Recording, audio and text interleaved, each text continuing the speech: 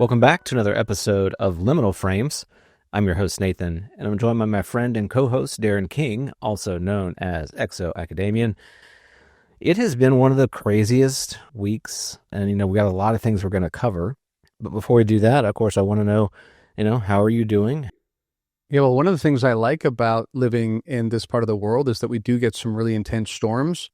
As you know, Western North Carolina is really green. It's really lush, but we don't have to have the constant gray that I did when I grew up in the Pacific Northwest. So love how lush it is here. And the reason why it's lush is because we get these massive storm systems that come up off of the Gulf. And so that happened last night. It was pretty intense here. I have a metal roof here in my cabin. So when it's thundering down, you can tell, believe me, it sounds really thunderous. My cat was hiding under the couch. And if you have little branches and whatnot that get knocked down and hit the roof, it sounds like, you're under some sort of attack or something. So it was intense. I like those kind of things. I like being in the elements. But yeah, it knocked the power out at around 11 p.m. last night. And as of, noon today, I'm still waiting on power to come back.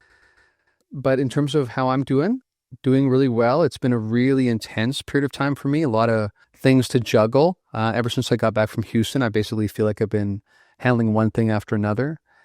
Looking forward to things happening this week. And then at the end of the week, I fly out to Colorado to give a presentation in front of MUFON, Colorado.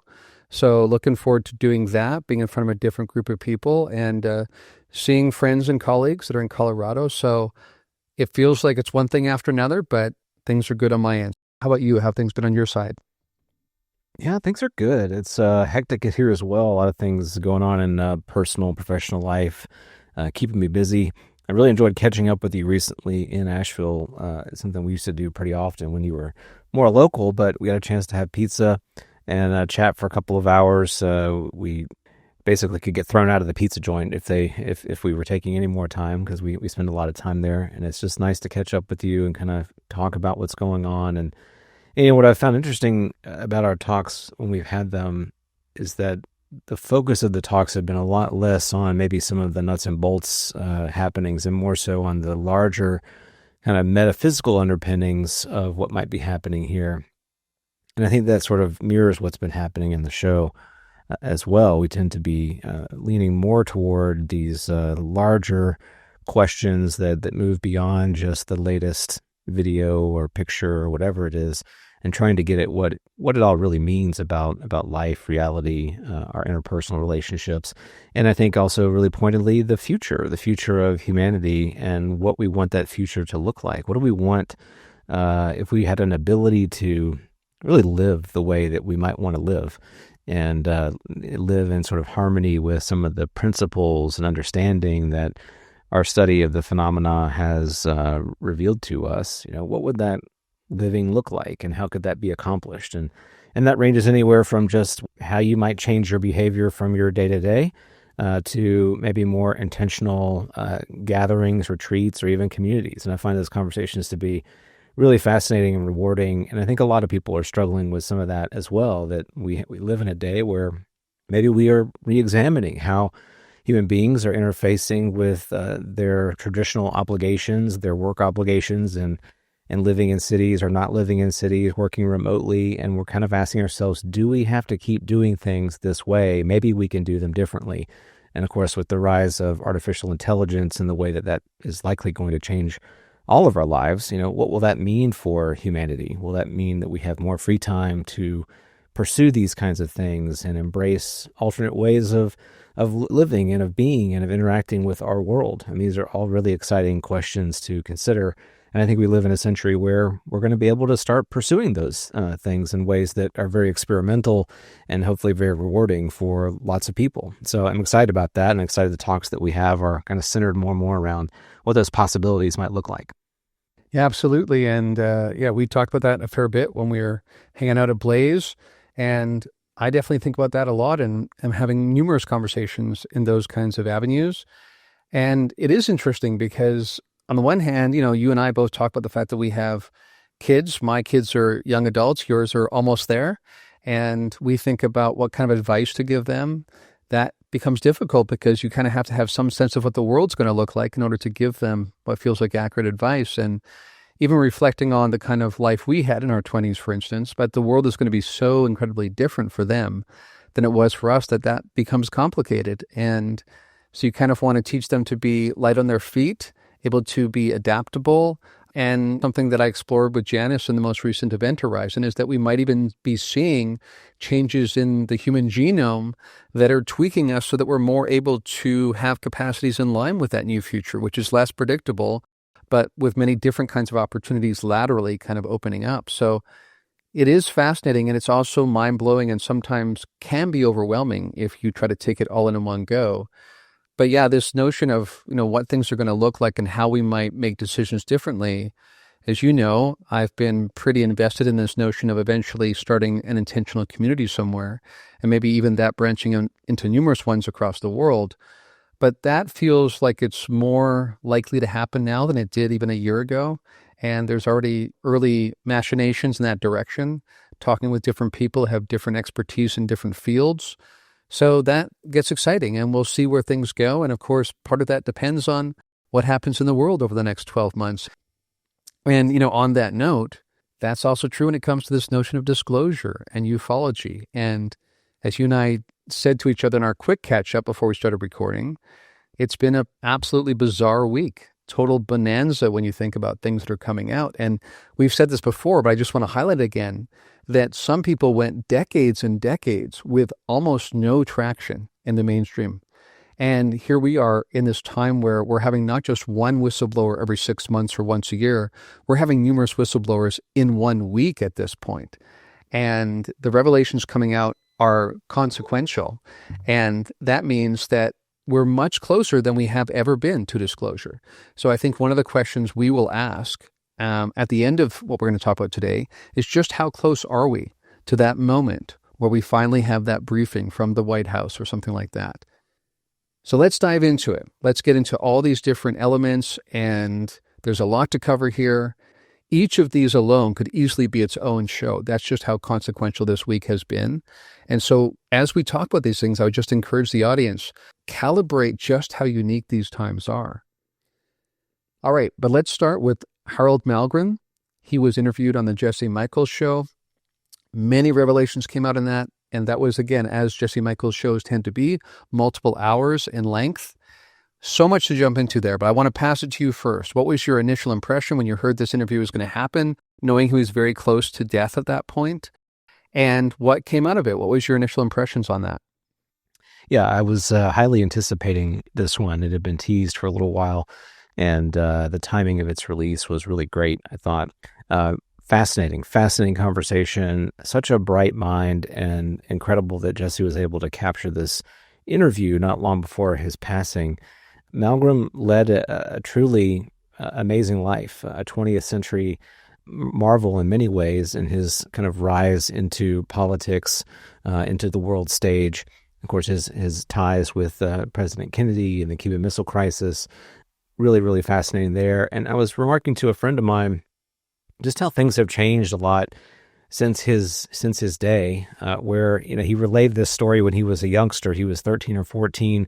His parents were Swedish immigrants. His father was doing restoration work, involved with a lot of restoration work for older homes, and he was helping out his father restore this quote-unquote mansion at the time. And I'm sure it wasn't what we would consider to be a mansion now, but it was a large house for that day.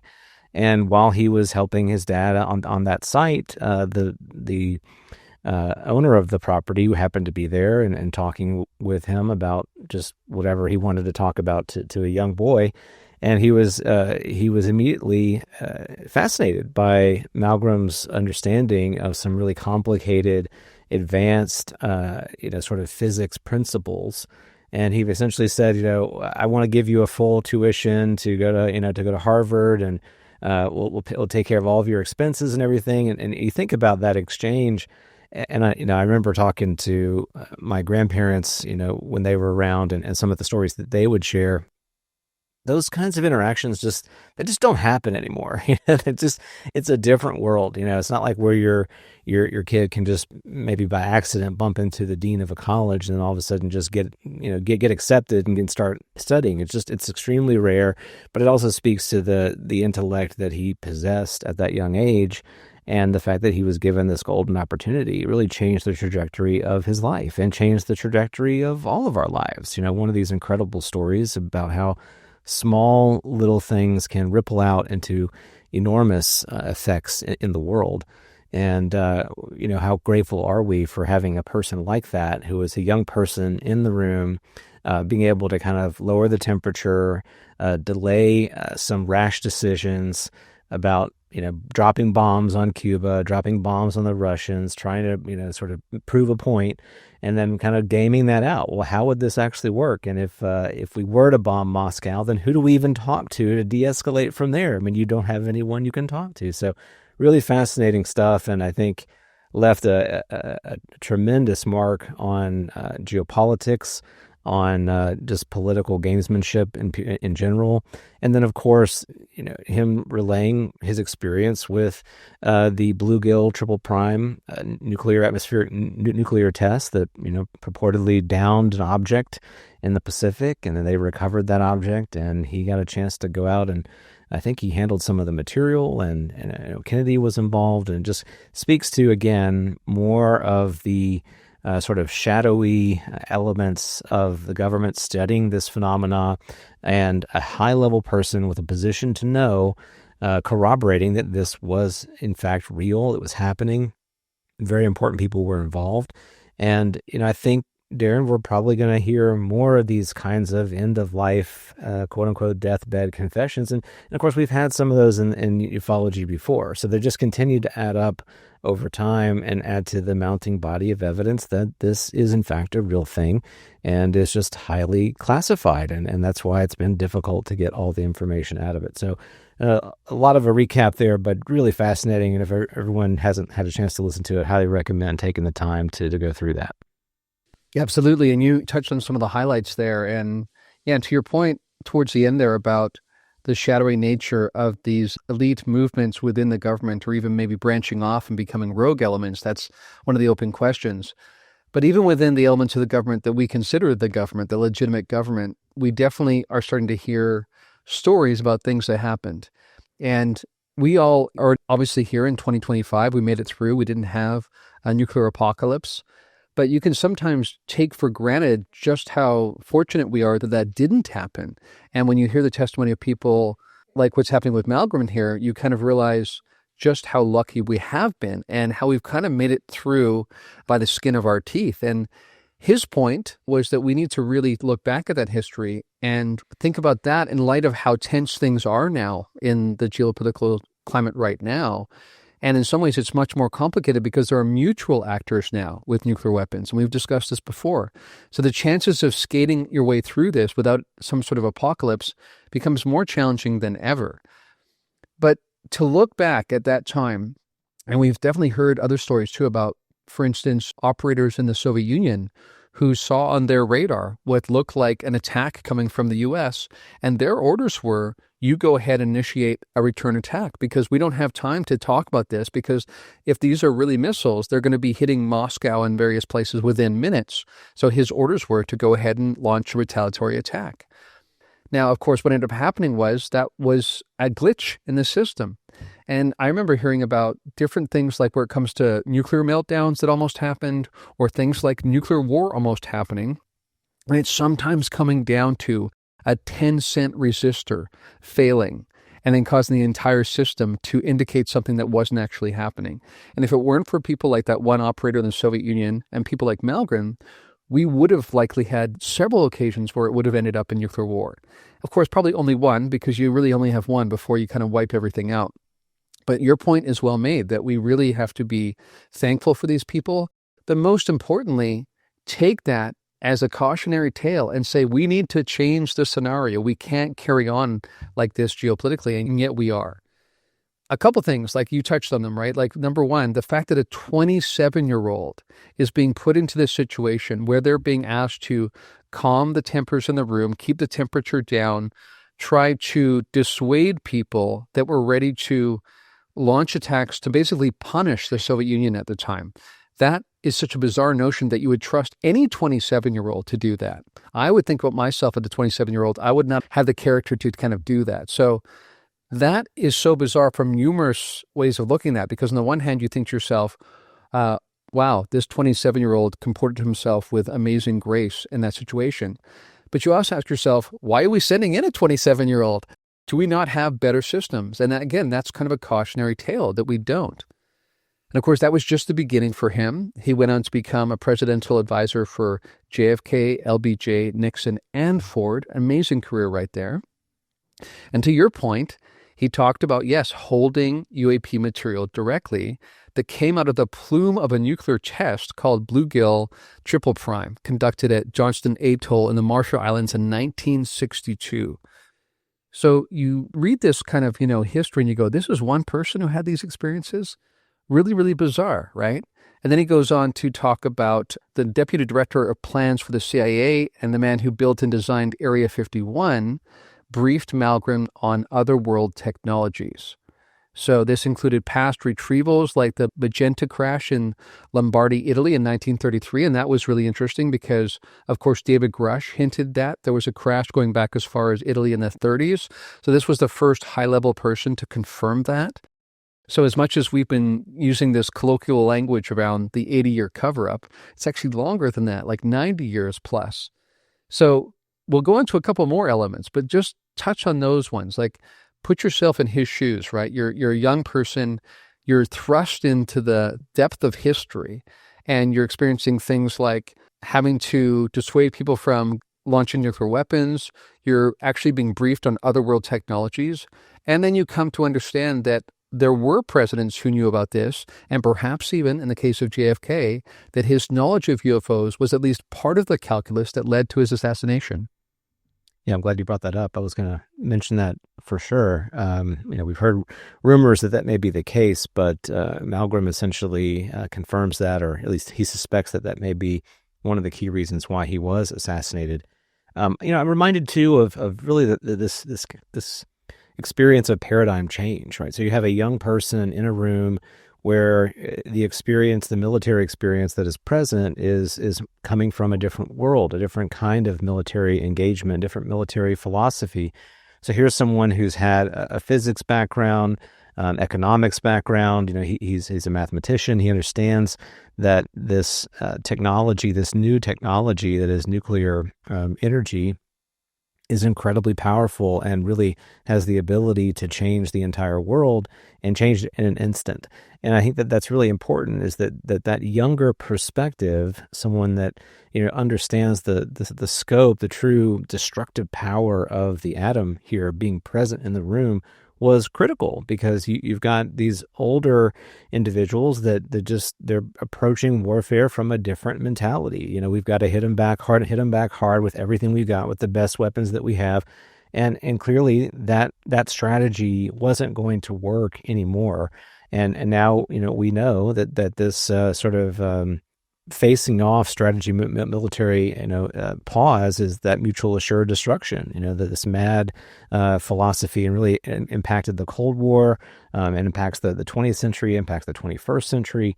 I think about that too, in terms of where we are now. I mean, we're certainly, I think, still in a place where the common understanding is that nuclear weapons should never be used, that if they were to be used again, that it would be catastrophic for the world.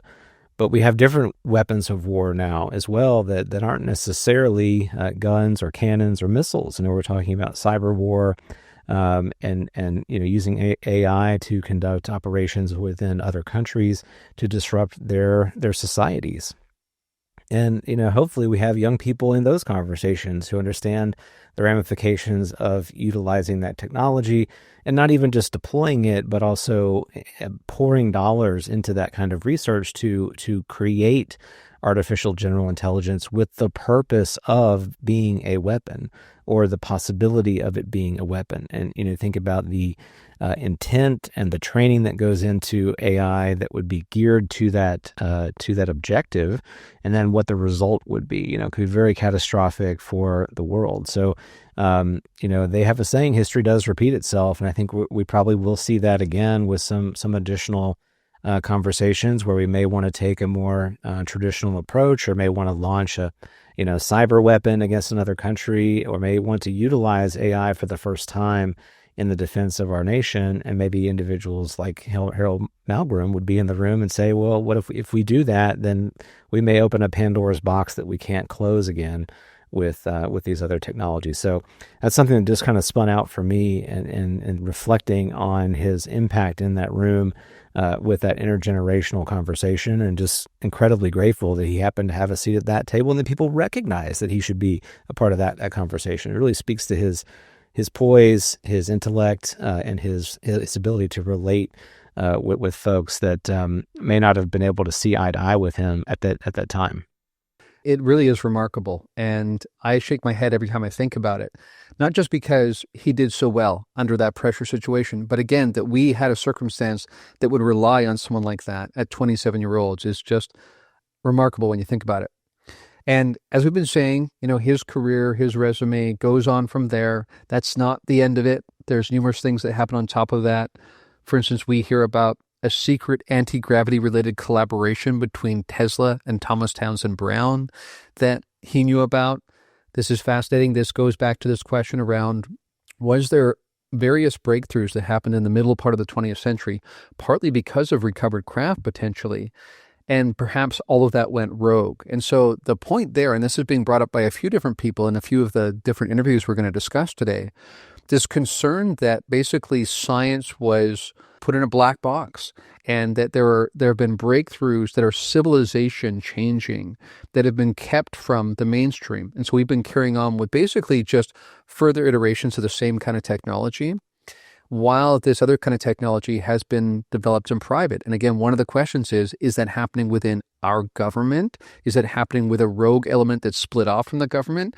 Did they at some point, just to really highlight this, how people come to this conclusion, people think that perhaps what happened was this technology was discovered or recovered or developed in tandem with some sort of non-human intelligence, and it was so game-changing that they immediately had the capacity to basically split off, become a rogue government or civilization unto its own, and have been carrying on ever since then. And that would mean that they've now had decades to be able to further iterate on that technology.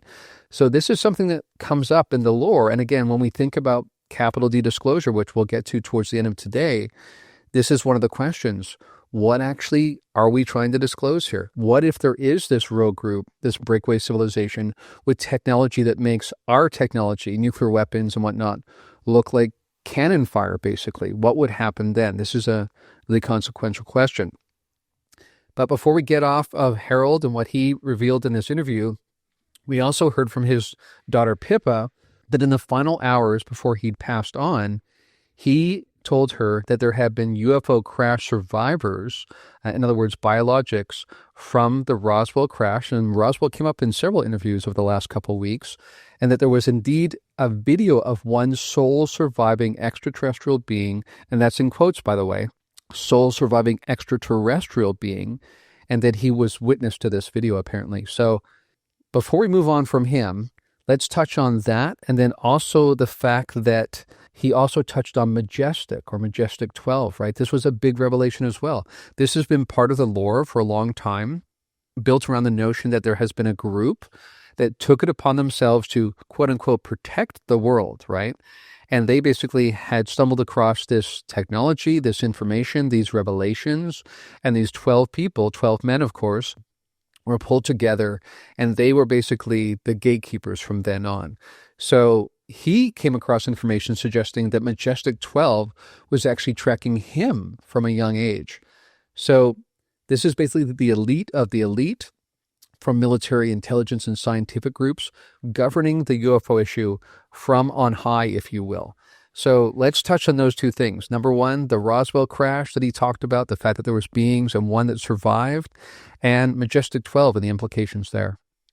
I don't know that people have, at least in the social circles, and maybe it's because so much has been taking place in the last couple of weeks, have had a chance to sit with the real weight of this kind of testimony. I mean, this is a highly regarded intellectual of the 20th century, early 21st century, incredible pedigree. I mean, above reproach. And, he had access to some of the most incredible minds and decision makers that have influenced the world stage.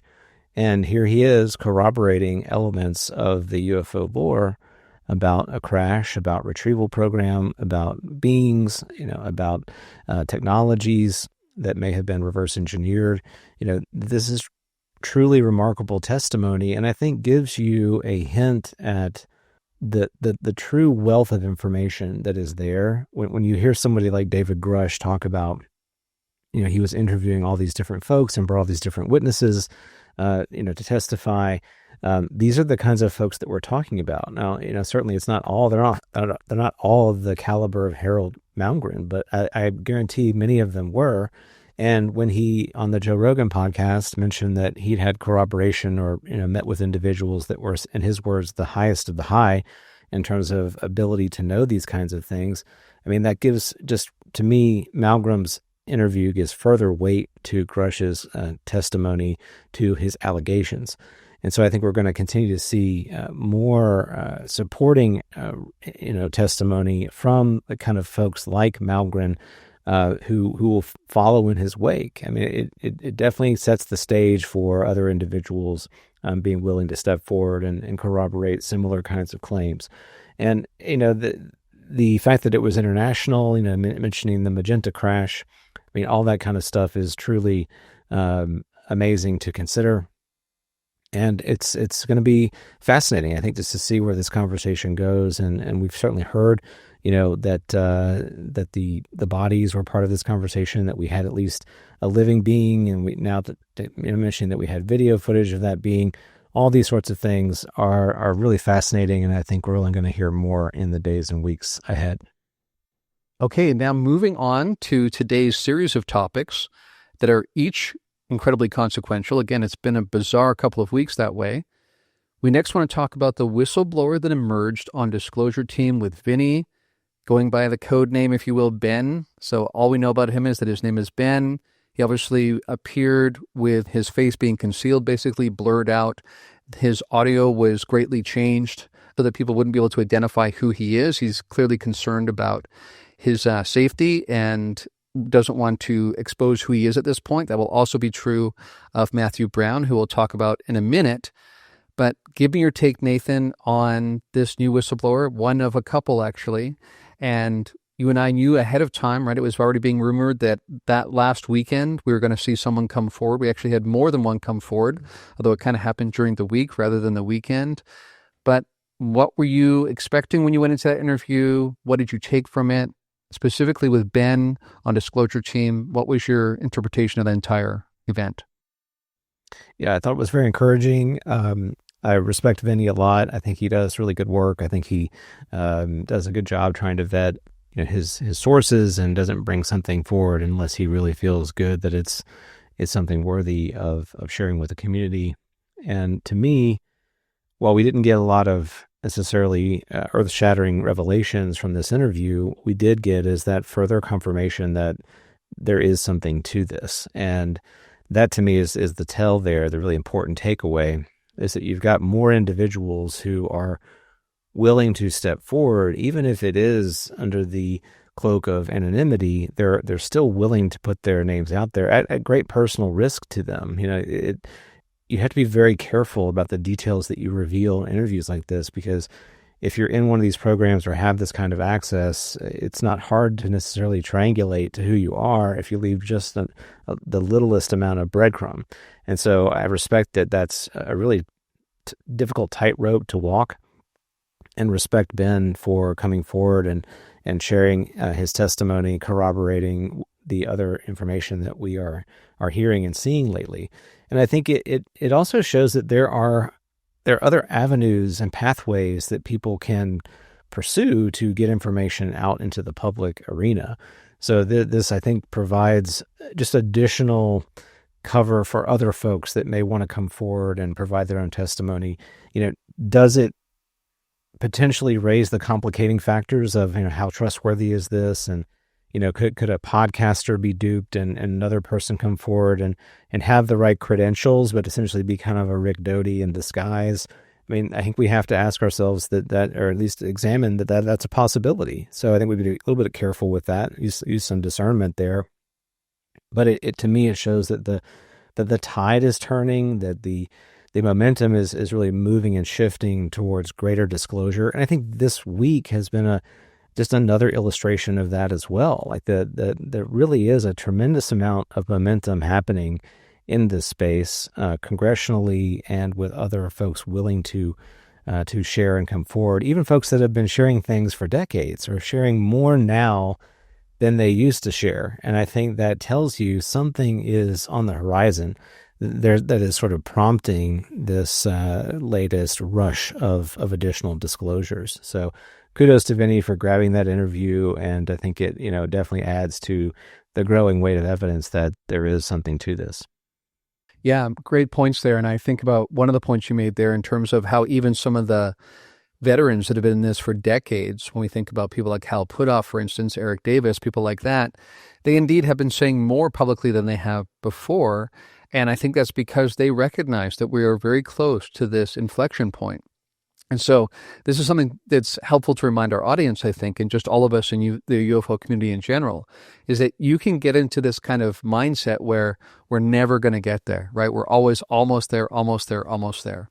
But people have to realize that even when a guy like the one that came out, Ben, on Disclosure Team, while he might not be the one that's going to be the really major game changer, it's one more piece of the puzzle. And it's one more straw added that eventually breaks the proverbial camel's back. So this does matter. And the fact that things are ramping up and that we're seeing it happening from numerous fronts is telling about just how close we are. Now, again, there's still questions about close to what exactly, what counts as disclosure, and how does that relate to the bigger picture of what's going on in terms of the nature of reality and all of that. But yeah, a couple things to say about Ben before we move on to the next one. So we know that he served within the Department of Defense. We know that he is clearly frustrated, like many of these people are. Many of these people come out because they recognize that this is an injustice to all of humankind, not just the American people, but all of humankind, that no government has the right to deny us of the nature of reality and questions around whether or not we're alone or not. And he just gets to a point where he recognizes this is preposterous. This cannot stand. He didn't want to see another decade of his life go by where people are still in the dark about this. So to Vinny's credit, to your point about can a podcaster be duped, that's always a possibility. He did say that he went out of his way to vet him to determine that he really is who he says he is, that he would be in a position to know the things he claims to know. Some other people apparently vetted him as well alongside that. And to your point, yes, we do have to be aware of the possibility that you're going to have disinformation campaigns that come out. We should actually probably expect it to come at some point, because that's one of the most effective ways you slow things down is you obfuscate. Clearly, they are not going to stop this stream at this point, but they may try to scatter things, make things move laterally by injecting some disinformation into the situation. And that's a good cautionary tale for all of us, that we shouldn't expect that every single thing that comes forward is a green light and that we can count on it being absolutely true.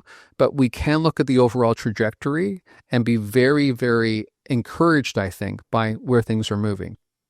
Now, speaking of the trajectory, the momentum, right on the heels, hot on the heels of Ben coming out with Vinny on Disclosure Team, we had George Knapp and Jeremy Corbell on Weaponized introduce someone named Matthew Brown, who is a new whistleblower.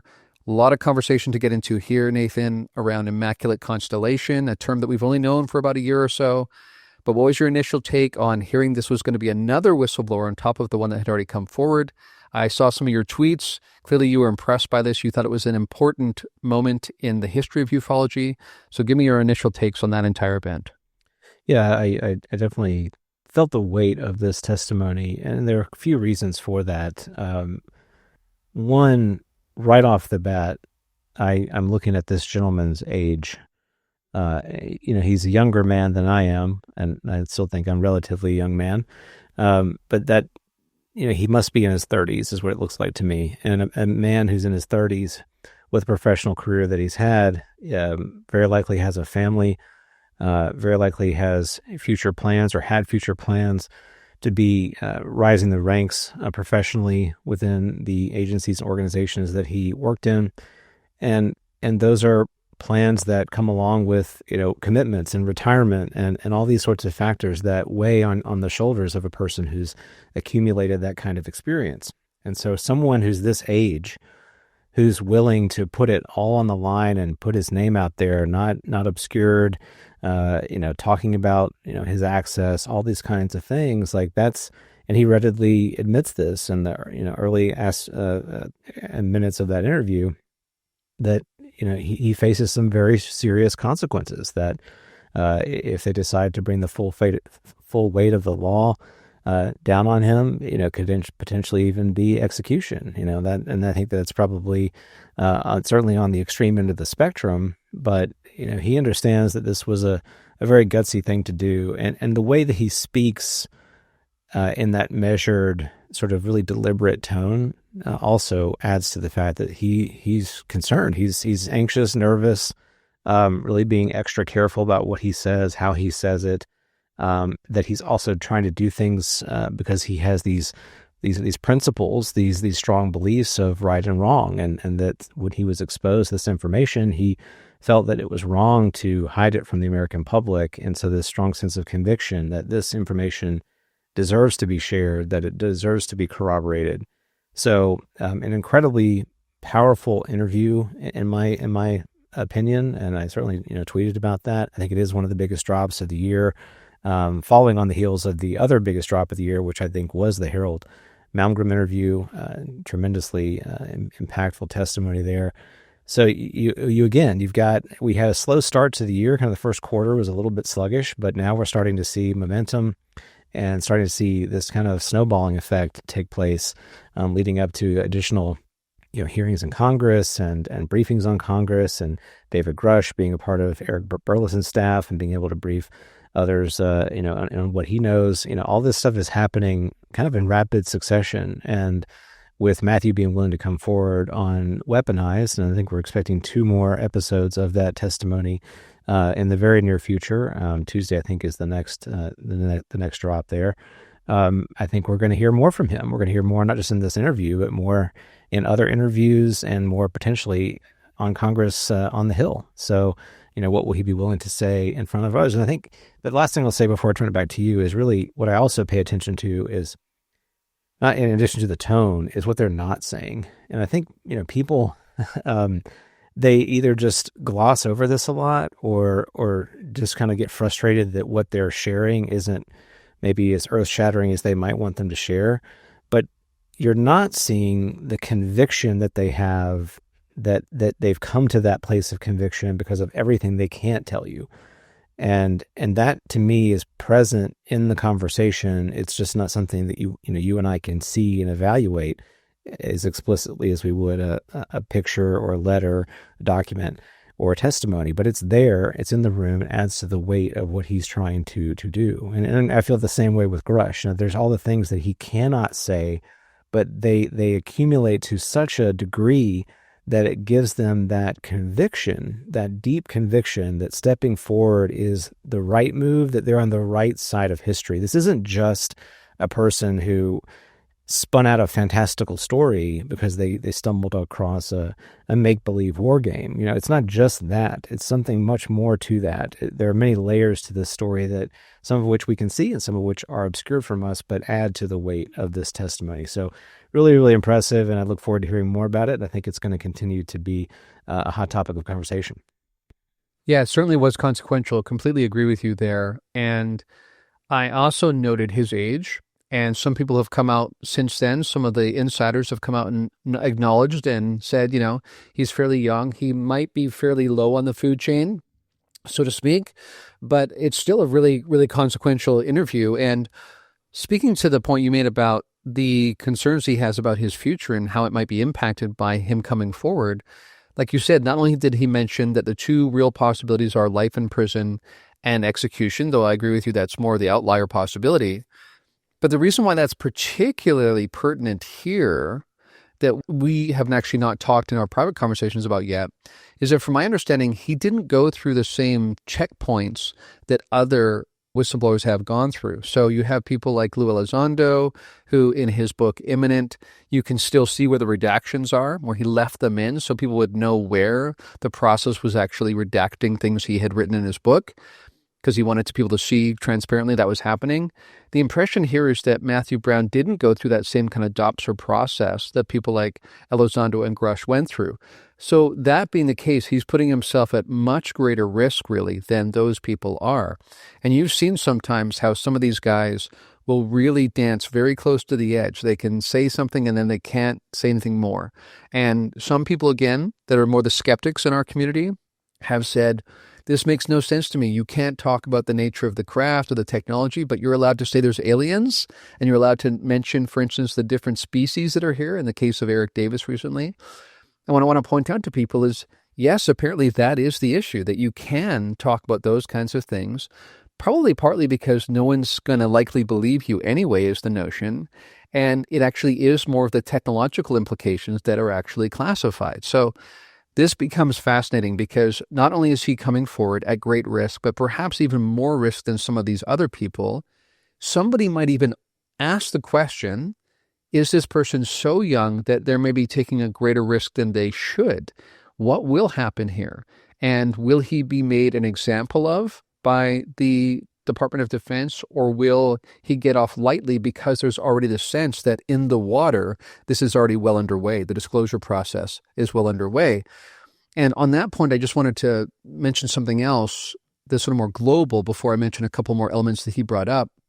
And that is that people should remember that while indeed there is a gatekeeping campaign that goes back decades and decades, we also have to remember that there are elements within government that do want this out, that it's not a singular entity. There are people who do want this out. And so the movement we're seeing, right, the increased movement, the trajectory, the momentum that we're seeing build, that's partly because the insiders, people that are within the system, are also helping to make this happen. You know, people like Carl Nell, who I know personally, kind of have been on both sides and to some degree are still facilitating how to help get this from within to without, being very strategic about that. So that's something to be aware of too.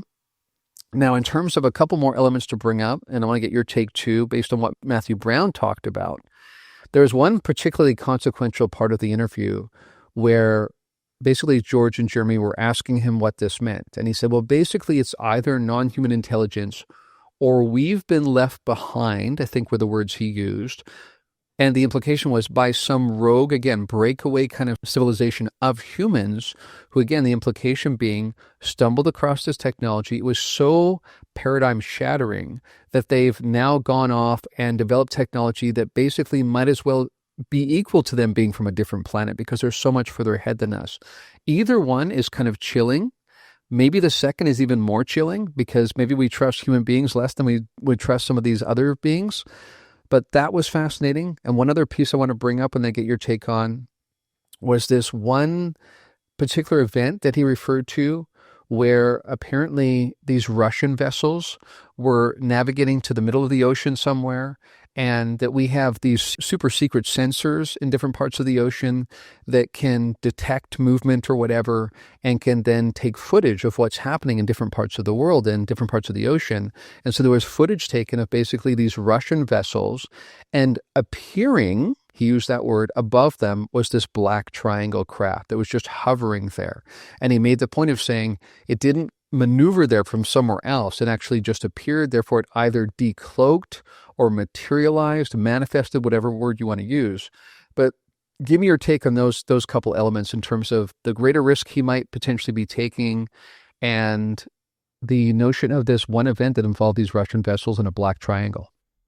Yeah, I do think that it's a bold move, and he stepping out from behind the secrecy of being just the author of the Immaculate Constellation document and now putting his name face behind that material is really consequential. And I think we got to keep our eyes on this guy and kind of see how things progress and how does Congress react to this kind of testimony. How engaged are they with him? And then what are the implications and impact to his professional career? I haven't yet heard necessarily if he has resigned from his positions or not, so that would be interesting to hear.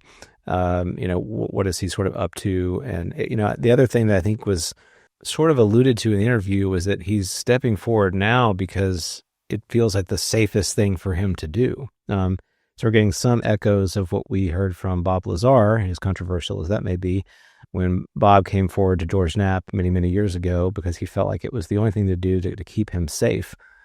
So that certainly was an undertone of the conversation that, getting his testimony on camera, on record, publicized was a way to give him some protection and cover. So I found that very interesting and a little bit chilling, quite frankly. And just to remind folks, I think, you talked about the war game that he discovered, and there's been a lot of controversy since that revelation. This was something called the Schriever War Games, and they are a known, kind of wargaming practice that takes place. I did a LinkedIn search on Schriever War Games just to kind of see what other professionals may have been involved with that kind of gaming in their military careers. There's quite a number of folks, including an individual I came across who was involved in the 2018 Schriever War Game, which I think was the same year that this particular war game was associated to. And, so people have kind of jumped on that and said, well, these are hypothetical, scenarios. They're not real world scenarios. There's a classic scenario where the military used like a zombie apocalypse as a war game scenario to game out, what would the government reaction be? What would civilian reaction be, or something like that? And they do this as a way to kind of obscure maybe the overall sort of geopolitical climate that might lead to some societal disruption.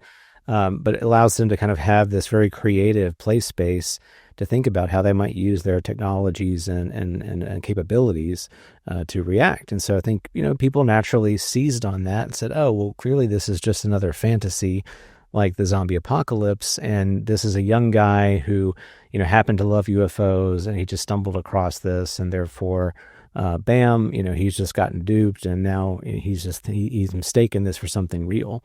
But I think people who've said that maybe haven't really read the Immaculate Constellation document. And I've got it, up on screen here. There are so many anecdotes from this document where he is referencing tangible evidence that resides on U.S. government systems. So this is not just all from a PowerPoint somewhere. He's talking about FLIR video, radar video, testimony, from a variety of different operating theaters in the world and data collection platforms. And he's summarizing these incidents in the Immaculate Constellation document, alluding to these dark SAP programs. I mean, there's all this meaty detail in the document that I think when it was initially released, everybody was sort of like, oh, this is kind of fascinating, but we don't really know who wrote it. There was a lot of speculation that it was just David Grush. David Grush wrote this Immaculate Constellation document, and he's trying to push an agenda from behind the scenes. And well, lo and behold, it's not David Grush. It's somebody totally different than that. So, again, this is, if it's this mass delusion, we've got a lot of issues then with our military personnel, our intelligence analysts, people whose jobs involve incredible amounts of training, and where we rely on their professional experience to literally save lives. And so if they're that easily duped by some sort of Adobe Photoshopped PowerPoint slides, then we've got some bigger problems to worry about here than UFOs. So, really, really fascinating content. And, I hope that this continues opening up some additional boxes here and avenues of inquiry for Congress to pursue. Yeah, absolutely. And this was one of the major revelations, right? That this document that was referred to at that congressional hearing, he's responsible for it, right? Matthew Brown has been responsible for it. So this is why we're now connecting two parts of the puzzle. I just want to touch on the thing with the triangle again, and then get your weigh in on that as well. Because what's interesting with the triangle is that we understand that historically many people have concluded based on the evidence they've seen, that the U.S. government has basically a triangle-like craft. The TR-3B, I think, is the term used to describe this vehicle that apparently is beyond next generation, although it's been around long enough now that maybe it wouldn't be so anymore. But this is one of the questions, right? So in some ways, this event that involved these Russian vessels raises as many questions as it does reveal new revelations, because the implication that he pointed to was that the Russian vessels didn't seem surprised by the materialization of this triangle, which is very interesting. So rather than them being on their usual exercises and suddenly some alien craft materializes, and if that were the case, you'd expect them to take, defensive posture, all hands to battle stations, that kind of thing, which you can see certain responses from the technology, but that was not noted by the sensor systems and whatnot. And so he concluded, and perhaps the people who actually ran through that event and tried to determine what happened, concluded that the Russians may not only have not been surprised, but were maybe even expecting the appearance of this black triangle, which of course raises questions. Was it their craft? We again think about the fact that many of these whistleblowers are pointing out, Eric Davis pointed out, Hal Puthoff pointed out, that other adversary nations have also had crash recoveries.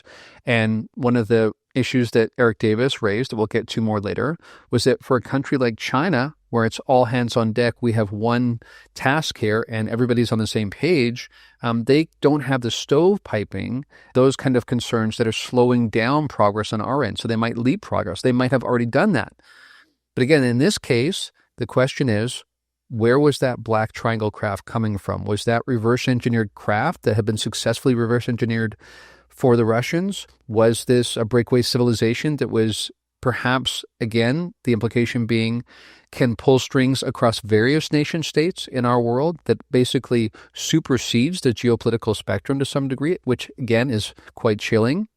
Or is this some sort of non-human intelligence craft?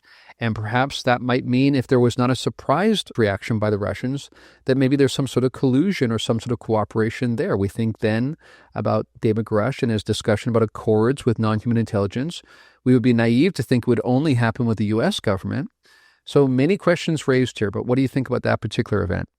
Yeah, I want to, it'll take me just a few seconds. I'm going to read these two anecdotes from the document, because I think these two anecdotes potentially refer to this specific vessel. So the first one is Indo-PACOM intelligence vessels positioned to collect on reproduction vehicle. And remember, Matthew Brown talks about this, that the documents speak of this as a reproduction vehicle, doesn't use the term ARV. This just refers to it as a reproduction vehicle. So it says, on U.S. government networks, there exists infrared footage of and imagery of a grouping of vessels engaged in SIGINT and MASSENT collection at night in a specific area of the Pacific Ocean.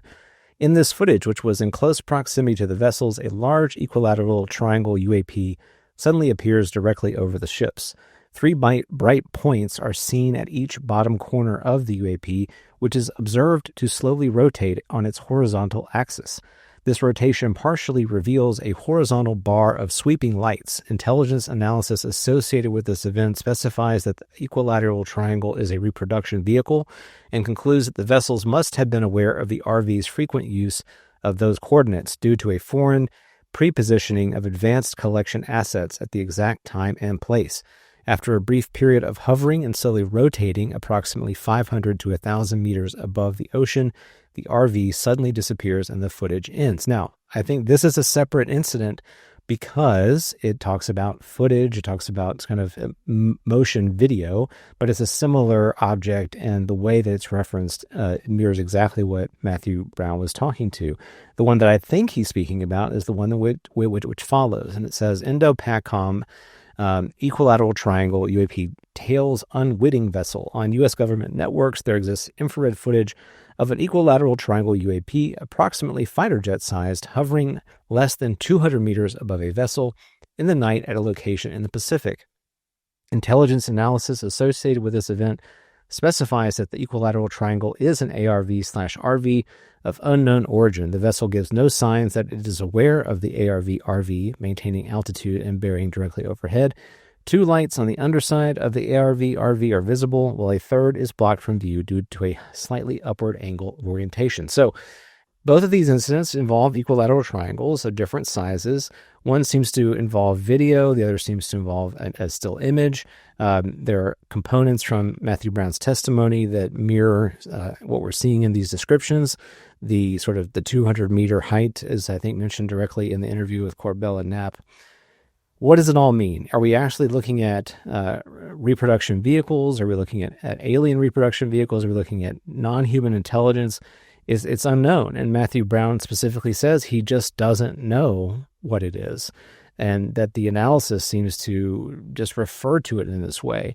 But I find it fascinating that it uses these terms in addition to the term of UAP. So UAP is referenced in the description as well as RV. So the fact that there is this sort of dual designation for UAP really does make you wonder how much is known about similar kinds of objects that are observed on these intelligence collection platforms and intelligence circles. So truly fascinating. It does speak to the fact that there are, I think, intentional efforts to collect information about these objects, that there seem seemingly patterns of behavior that the objects exhibit. And note that a lot of these incidents are occurring over the ocean, which, again, ocean has been a recurring theme. I'm also reminded of testimony from Michael Villa, who's a friend of Joe Murgia.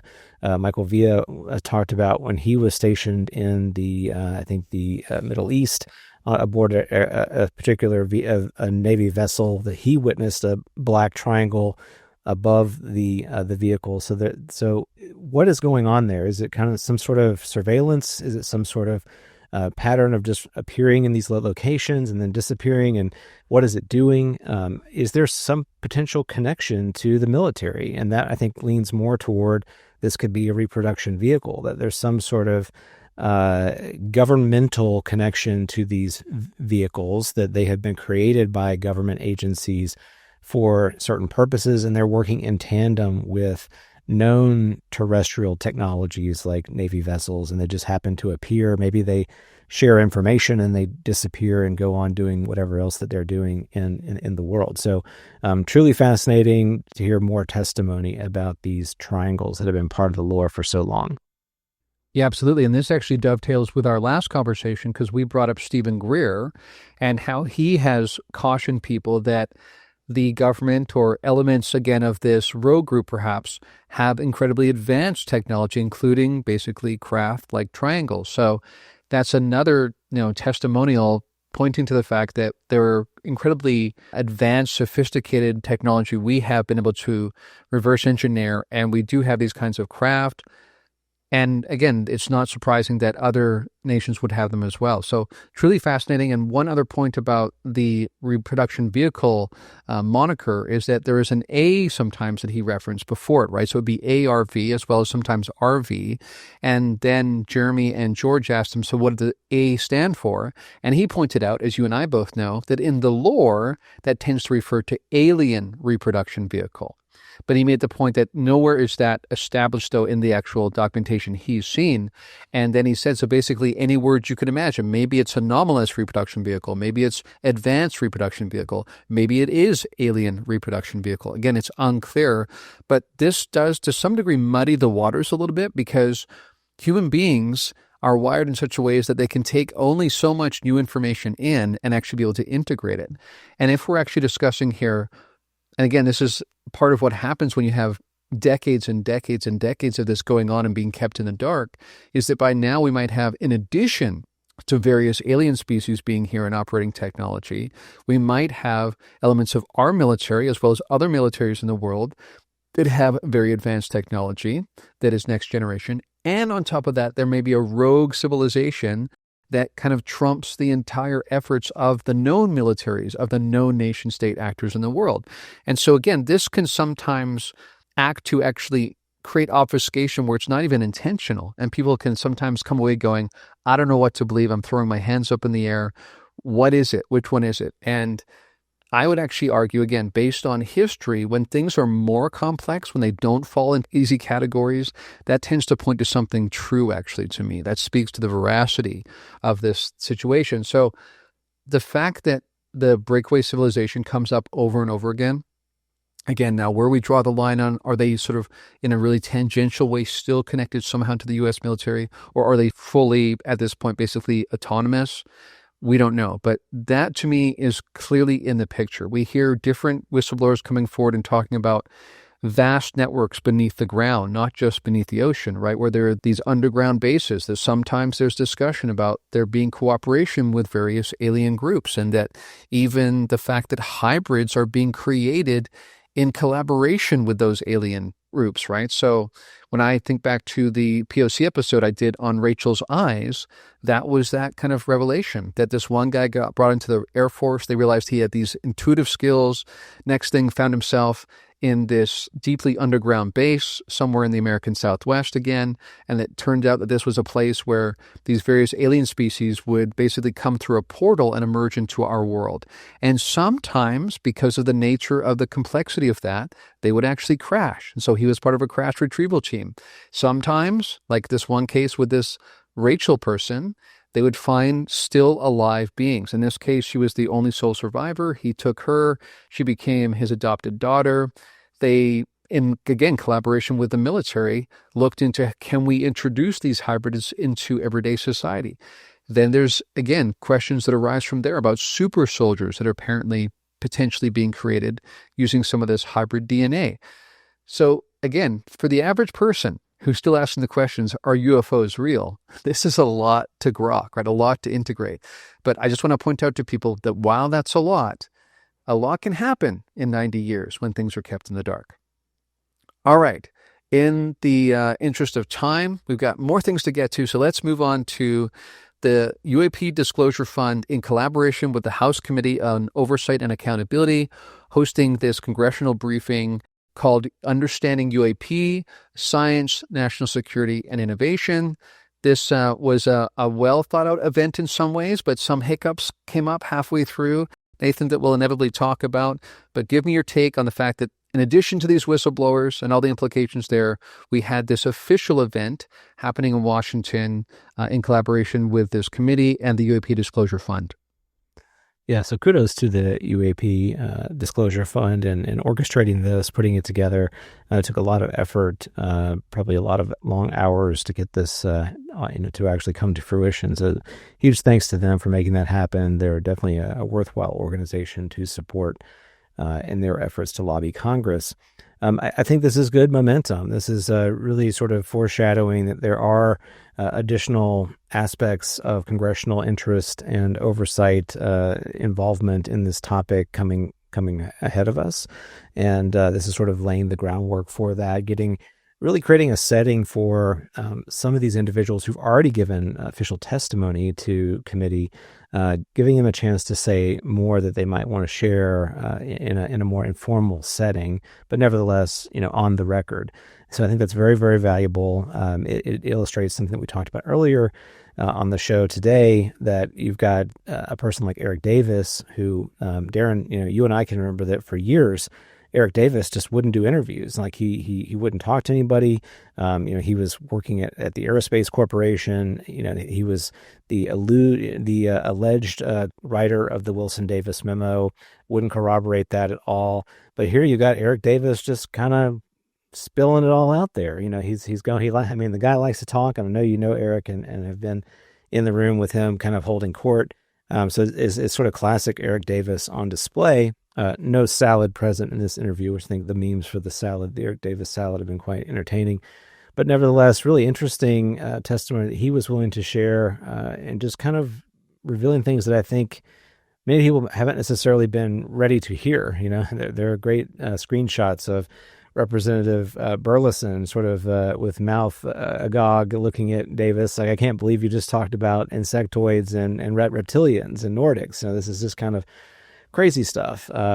So, fascinating testimony there. Tim Gallaudet, of course, doing what he's doing very well, and that's being an advocate for providing sort of the lowering of the stigma on the subject, and recounting that he continues to get stories from people in the service who've had these kinds of experiences, and he's trying to relay those experiences to Congress, and that they're maybe not getting the full story from Arrow, for example.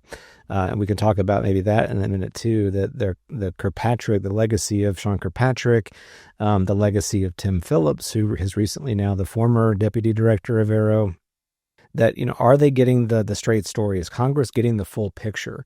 And I think these are folks that have been trying to really, keep the pressure on and not let this go cold. They're willing to keep pushing Congress, keep getting folks in front of them, keep sort of putting connections together with folks that are both public and private with information to push this topic forward. So, I'm going to be looking for what fruits come out of this. What sort of things really develop from these kinds of conversations. How much more involved are we going to see Eric Burleson and Burchett and Luna and other members from across the aisle from the Democratic Party? How involved are they going to be in this process? All these things are things that I'm closely watching, but I think these sorts of conversations, these really formal initiatives, only help the movement. And we can talk and debate a little bit about maybe some of the gaffes that occurred during that hearing. But overall, I think the impact is still very profound, and we're going to continue to see more movement along these kinds of lines, which is very encouraging. We would have never, ever thought this would have happened just 5 years ago. So this is incredibly powerful momentum, in my opinion. Absolutely. And we keep coming back to this question of context, right? Looking back and thinking about how slow-moving things were for a long time. And so we just don't really understand what an embarrassment of riches this is in many ways. Now, of course, some of the skeptics might say, wow, this is just the usual players. You've got those same names, Eric Davis and these guys, have been saying this forever, but it's the same guys saying the same things over and over again. And even these Congress people that are showing up have already drank the Kool-Aid. So, of course, they're going to go along with this. But, to your point, this helps, again, because it's an official kind of meeting. It helps move the ball forward. And it perhaps, lets people come into contact with some of the revelations that some of these insiders know, including some of these Congress people hearing things. So, to the point you made, so someone asked Eric Davis, what about these different kind of species? What do we know about them? And he was very direct about the fact that, there's 4 main morphologies that have been recognized. He went out of his way to say, we just call them these because they remind us of their equivalent on the Earth, reptilians and insectoids. That's some sort of official term that these beings have said represents them. But it is a general morphology that we notice. We've got grays, Nordics, of course, which look very human-looking, the reptilians, and the insectoids. And I remember just sort of stepping back and thinking, what a moment. Like, this is an official event involved with the U.S. Congress where someone has not only said UFOs are real, not only said NHI are real, but has actually gone so far as to actually name the different species involved. Truly fascinating. And yeah, you made the point that I know Eric, and one of the things that's really interesting about Eric is that he'll be in a meeting and he'll go long moments where he's not saying anything. And then suddenly something piques his interest in what we're talking about. He'll jump up and he'll just spill all this information. And you're sort of just kind of awed by it. And he'll talk about crash retrievals, how many there were, and the different kinds of beings and things like that. It's truly fascinating. And, at the most recent time I ran into Eric when I was in Houston recently, it was kind of this fun event because I was off actually getting coffee, and he came up to me and said, Darren, hey, I saw you in such and such at our last meeting. And that was just a moment where I sort of catch myself and go, this is Eric Davis. This is Eric bleeping Davis, right? Who's coming up to me and chatting because we got to chat a few months before then. And it really is amazing. And I remember saying to some of the people at that meeting, like, do you all realize who Eric Davis is? So Eric Davis, along with Hal Puthoff, that we're going to talk about in a minute, they have some of the highest clearances in the land. These guys have been in this for decades. They know more than just about anybody.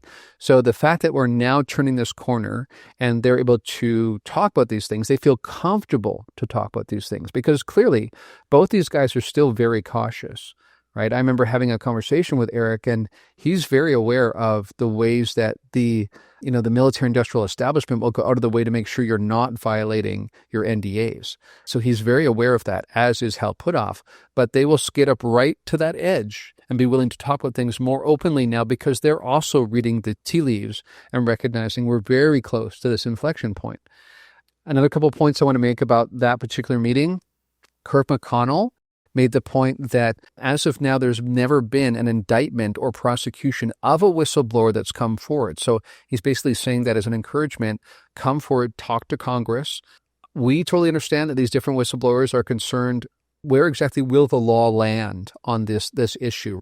But I think as time goes on, and people like Stephen Greer have made the point that if these were illegal programs to begin with, then you're not really held to an NDA. Again, people might not feel comfortable with that particular legal advice from the good doctor, but they are at least more willing, I think. They're seeing the momentum and the combination of the frustration that this has been kept secret for so long, along with the fact that we're seeing momentum, it's only going to increase from here. It's difficult to imagine it going in reverse.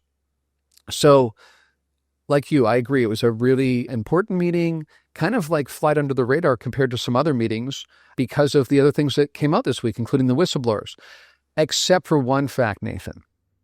And that one fact is that the moderator of this meeting, a person named Luis Elizondo, many people will be familiar with that name, in addition to making some comments, he held up a photo, a kind of grainy photo of what looked like a disc-like object floating over this landscape, kind of like a desert-looking kind of landscape. You could see what looked like to the naked eye a shadow beneath this apparent saucer-like object.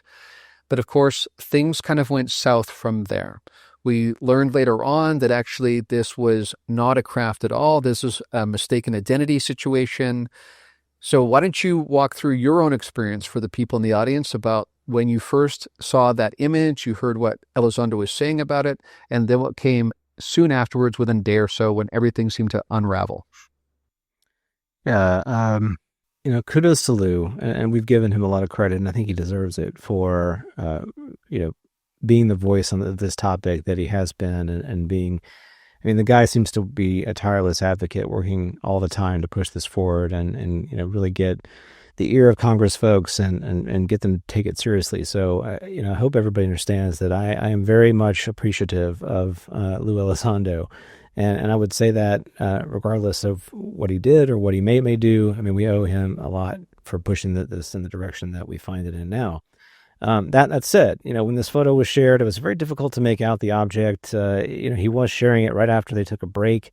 He presented it as he, a late breaking piece of information that he had just received from a civilian pilot, that they had taken this photo. And he did say a couple of times that, it's an example of something that our civilian pilots are seeing all the time, that they take photos of these things and they just don't know where to send this information. If you're a pilot and you see something and you're not sure what it is, who do I route this to for them to take it seriously, investigate it, or whatever? And that's in general the kind of context that he presented the material. That said, he also did go into more specifics about it. He talked about the height at which the object was, sort of operating, the estimate of its size, that it was a lenticular, shiny object, really kind of, teasing up the fact this was in fact a disc saucer-shaped UFO. And of course, the internet does what the internet always does. And when they knew where this was taken, or relatively where it was taken, they went to Google Earth, and folks, didn't take very long for them to find that this was an irrigation circle. And they're pretty common in that area because it is such an arid part of the country, and they have to have these facilities to get water distributed, to crops and things. So it didn't take long to find out that this wasn't a lenticular UFO of any kind. It was just sort of an example of pareidolia, where you're looking at something and you think it's something else, but it's not that at all. And it's not the first time this has happened with Lou Elizondo. So there was a preceding incident on one of his kind of roadshow talks where he presented this mothership object that was in fact just a reflection of a chandelier on the inside of a window of like a hotel building. And that didn't go over well. And so the fact that you've got this same kind of incident happening again with someone who supposedly is the quote unquote expert on this topic and was an intelligence analyst for many years, involved with reviewing and determining the quality of evidence that they see on a day-to-day basis related to potential threats or what have you. Just very quickly presenting this to the public and saying this is an example of a UFO, even though you couch it in language that you haven't vetted it yet, you still have to sort of own up to the responsibility that you have and the position, the mouthpiece, and the platform that you've developed as a spokesperson for this subject. And when you do that, and it turns out that this isn't what you say it is, or even close to what you say it is, even if you've couched it in that language, you're going to have to take a hit to your credibility. And I think that the hit here is deserved. I mean, this just wasn't the right move to make. He was the moderator. He didn't need to present this material. It was an unforced error. It's now kind of consumed a lot of the conversation around this event, more so than the other speakers, which deserve a lot of attention. You talked about Kurt McConnell. Avi Loeb was also there. Chris Mellon was there. Mike Gold, former NASA administrator, was there. Some really, powerful folks in testimony that we just don't talk about because of this one photo presented by Lou. And of course, it had a huge social media sort of blow up, as well as people, as they inevitably do, take sides, pro-Lou or anti-Lou. And I think, as you and I have said many, many times, that binary choice isn't the choice to actually make here. And then as I pointed out on social media, I think Lou Elizondo is treated like the third rail, that people really are hesitant to talk about him, to touch the things that he says. But when you look at third rails, and these are the things that allow, trains, they give electricity to trains, allow them to move people and material, they are effective because we give them that power. We put them on a pedestal and put them above reproach. So we have some responsibility in the place that they are in, but also without them, we wouldn't be able to do the things that they allow us to accomplish. So Lou, being who Lou is, has allowed this subject to really propagate and be where it is, and we owe him a debt of gratitude for that. But it's also very dangerous to put him on too much of a pedestal, because he is flawed just like the rest of us. He has said that, and the fact that he's willing to kind of come back out from the public and say, even if you disagree with his apology or with his statement, the fact that he was still willing to come out and publicly talk about it and not just pretend nothing ever happened at all, I think does speak to the fact that he's trying to do the right thing, even if it does seem a little bit clumsy, and he probably would take it back if he could do it again. That's my take. I don't think he's a disinfo agent. I don't think, he's trying to pull one over on everybody. He's not a Rick Doty 2.0. I really don't think he fits the bill for that. It's a complicated scenario, and I'm frustrated that now that's what we're talking about, as opposed to the really incredible testimony that was shared during that hearing. Yeah, well said. I have nothing to add. That's basically my perspective too. Let's look for nuance. Let's not make this a black and white topic. Let's allow people to be human, while also recognizing, I think the term you used is the perfect term, unforced error. That was indeed what happened. Let's acknowledge that and move on. All right. Now, because this has been such an embarrassment of riches, we still have one more key piece to get to, Nathan, and that was that Hal Puthoff appeared on Joe Rogan. Again, this might be something in the past you'd hope for one or two of these a year. We had several ones in 1 week. Clearly, this is partly because, as we've been saying, people like Hal Puthoff are recognizing we're close to this inflection point. In fact, he spoke to that directly. He thinks we're quite close. The general gist of it is that he came away saying remote viewing is real. Again, no revelation to us and our audience. He said aliens exist. Again, no revelation to us and our audience. And that in addition, the USA has at least 10 craft in its possession from non-human intelligence from either gifting, quote unquote, or from crash, quote unquote, recoveries. So your take on the Puthoff interview on Joe Rogan? Well, it's one of his best interviews, maybe the best interview that Puthoff has done. And I think Joe did his homework on this too. They clearly struck up a friendship the last time that they had met over dinner. And I think there's a photo floating around of Rogan at dinner with a lot of other notable folks in ufology. So they struck up a friendship and wanted to do this interview. And you can tell that comes through. It feels very authentic. It feels very warm. Puthoff, on full display here, is an amazing intellect. He's 88 years old. I mean, my goodness, if we can all be that lucky at 88 and have that command of our intellect and be in the good health that he appears to be in, despite the many times that he would clear his voice or clear his throat, I'm willing to let that slide. Really great content there. And he speaks from a place of his own expertise. He talks a lot about the remote viewing programs he was involved with. He doesn't overstep his bounds. He's very clear to say he hasn't had a personal experience. He kind of does sort of walk up to the line a few times and say, like, I really can't talk about that. This certain component of this conversation would be classified, and I can't speak to it. And we've heard him say those kinds of things before, but the way that he speaks here in very candid terms about the nature of the programs, the efficacy of remote viewing, the way at which it has been used by the intelligence community over the many years, his connection to the UFO program and to these crashes, these retrieved objects. His speculations about where they come from, that he thinks they may have set up bases here and that they, predate human beings and they've been here a long time. They're kind of monitoring us. I think he uses that term, monitoring stations that they've established. So, truly fascinating conversation. The reaction to it has been very, very positive. As of this morning, it already had over 1 million views on YouTube. So, these are the kinds of conversations that we keep hoping will happen on Joe Rogan because his platform is so large and they have a tremendous downstream impact. I mean, they really do. And I think folks underestimate how powerful that these chats can be and how they galvanize just kind of the average person to be willing to talk about this in casual circles and professional circles, and those who are involved with these kinds of programs, when they see that it gets this kind of high profile attention on a show like Joe Rogan, they feel even more comfortable stepping forward and sharing what they know because the atmosphere, the landing zone here has been prepared more so for them to step forward. Yeah, I agree. I think it's definitely noteworthy how impacting this will be, how much this really has a real impact in culture, in popular culture, in ways that conventional media perhaps don't anymore. And I also recognize some of the very points you brought up.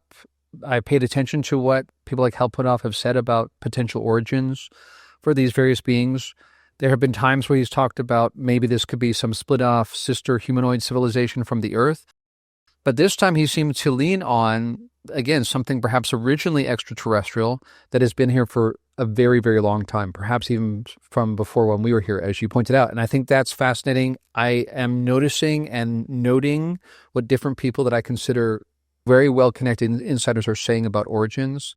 I think about how Carl Nell pointed strongly towards extraterrestrial hypothesis in my presence anyway, he did. And we have people like Eric Davis kind of pointing in that direction. And that, again, that term was used by one of these whistleblowers that they were quoting extraterrestrial. And here we have Hal Puthoff also leaning towards the fact that they may have originally been extraterrestrial, but have been here for a very long time, which of course raises the questions, whose planet is it exactly? There are some other things that came up that I thought were really interesting. He talked about when he was trying to make sense of the technology, he basically imagine what would happen if you could actualize some of the Einsteinian equations and things like that. And basically when he sort of factored it all out, and then he went back and he looked at the lore and he considered all the ways that these craft show up strangely and the beings act strangely and that space-time seems to be violated, he realized there was this one-to-one kind of connection that basically if we could actualize all of this theoretical physics, we could actually achieve that kind of technology. And that was fascinating. And that kind of speaks to what Lou Elizondo has said in the past when he talked about one time Hal got in front of a chalkboard and sort of writing out this long equation. That's what he's basically talking about. That when you have that one equation, remember we talked about this in one of our earliest episodes where Lou said, Hal got up and said, if you get this one equation and you can do it, then suddenly all of the observables are an implication of that one technology come into actuality. So that was fascinating to now hear Hal Puthoff talk about that as well. He also talked about where we go from here. He mentioned Jay Stratton's book that's coming out. He thinks that's going to be a major player in the disclosure movement too. And then overarchingly, he also, referenced how his perspective has changed over time because he's been in this for decades. Now, that said, he did reference coming in, I think, later than I initially thought he came in terms of the actual UAP conversation. He was obviously involved with remote viewing with the CIA and SRI back in the 70s and that kind of thing. But when he talked about being drawn into this, he referenced very interestingly what he's talked about before, but this time with more detail, where he was invited to be part of this conversation where these various experts were brought in and they were told what was basically a hypothetical scenario. So this time he clarified it was definitely hypothetical. He wasn't told that we have these things. He was told, along with everyone else in the room, suppose the U.S. government has come across retrievals of crashed material. It seemed to be from a non-human intelligence, incredibly advanced technology, but more importantly, pointing to the fact that we're not alone, right? And that they're here on top of that. So the question that was asked of this group in the room was, based on all these criteria and all the different areas of our society that would be impacted, do you think it is wise for the U.S. government to disclose this, right? So I think he said this was under Bush 2, right? So George W. Bush. And the question was, knowing all this, balancing all this, would you actually be for disclosing this officially in kind of a White House kind of briefing? And very interestingly, he said his little group came together and voted basically no, based on all the implications, the way that it would disrupt society. Their group thought, no, you shouldn't do it yet. Interestingly, every other group basically in the room came to the same conclusion. Now, we knew that already. But what was interesting to hear Hal say, and I'll get your final take on that and we'll sort of close this episode, was that now he sees it differently, though. Now he thinks you can disclose, and you should disclose, in fact, because he made this very important point that the stovepiping, the excessive secrecy and compartmentalization is preventing the science from moving forward.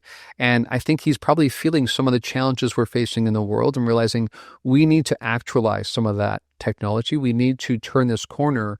And the only way we're going to do that is to begin to let this out. And he argued for a carefully calibrated kind of disclosure where we keep some things secret because there are national security concerns about an adversary or some terrorist group coming across scalar weapons or something. But he still thinks we can do it in a responsible way and that, in fact, we need to do it at this point. And encouragingly, he thinks we're pretty close to that point as well.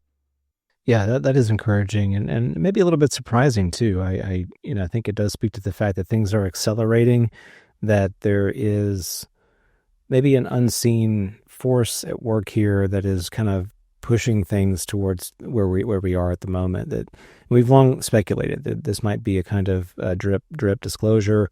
If you look at this from the 40s, the 30s on, it does have that kind of quality to it. That there has been this momentum, and that we're about to see a lot more coming forward. I think we will see that pretty soon. So a lot of things to look forward to the next few weeks, and I'm eagerly kind of going to be glued to the tube, as they say, particularly as we hear more from David Grush. I know that he wasn't able to make that testimony recently, and there's a lot of uproar about that, but he's not gone anywhere. He's going to be there. He's going to be a part of this conversation and has been. So we're going to hear more from him. A lot to look forward to, and I really look forward to unpacking that as we get into it in the next few weeks together. So exciting times ahead. If we have a week like this again, Darren, it's we might have to do more podcasts more often, man. It's just going to be a lot to cover. So very, very exciting. Yeah, absolutely. It's been a preposterous week, really, when I think about how I describe the momentum. And again, we will get into in future episodes the complication around what disclosure actually means. What are we talking about?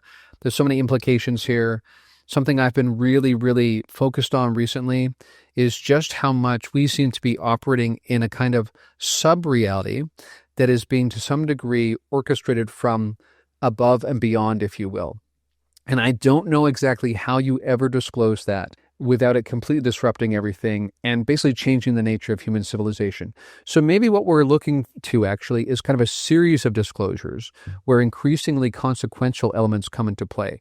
So in that sense, that's doable then perhaps, and that initial disclosure, that step one of we're not alone, there's non-human intelligence, they are here, I think we might be closer to that than some people are willing to imagine. Absolutely. All right. Well, on that note, we'll close the show, and we'll catch back up with everyone in just a few weeks. Hope everybody has a great week ahead, and we look forward to feedback and engaging with you as the conversation continues.